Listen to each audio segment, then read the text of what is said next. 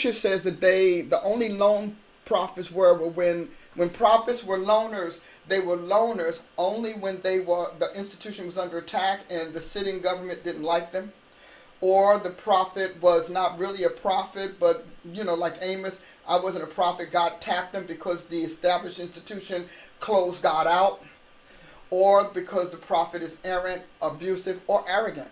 For the most part, when you read about the prophets, you read about them in groups.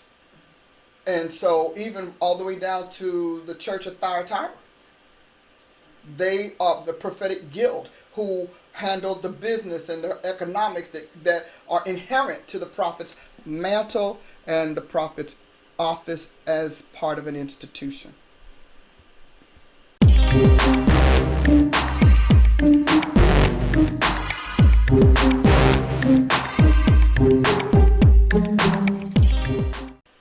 It's as important for a prophet to be educated as it is for every other professional.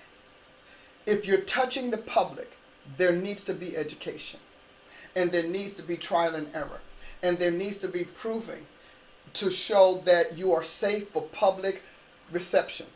And we haven't had that. To date, most prophetic institutions are, the local church, or there are some really quality ones out there, so I do not want to convey the wrong idea, but we still lack uniformity, and a good deal of it has not been useful to the public. We have got to put it in our mind. Ministry is for public service. We call it ministry and we think it's ours. We make it private. But when we realize that ministry is for public service, you can track it by definition, history, and other pieces of articles that are written on it. If that's the case, if ministry is for public service, then like any other institution, your nail tech has got to be educated. Well, I mean, what are we talking about? Taking a brush, throwing on some polish. Isn't that what we're talking about? Why do we need education and credentials for that? When you talk about your stylist, we talk about the people who are working at a restaurant. The restaurant has, are you kidding? I'm doing my mother's recipe. Everything that will touch the public can hurt or help it. And in order to minimize the harm and to increase and maximize the help, we need education. Here's the thing. Education requires uniformity if you're going to do that. So as long as we were in the church, we were kind of like off limits. When we decide that we're going to go secular and we will be scientific, that will be different. Because now we're going to have to conform to what the rest of the institutions must conform to for the benefit of our communities, for the safety, to safeguard us. You realize a doctor can be sued.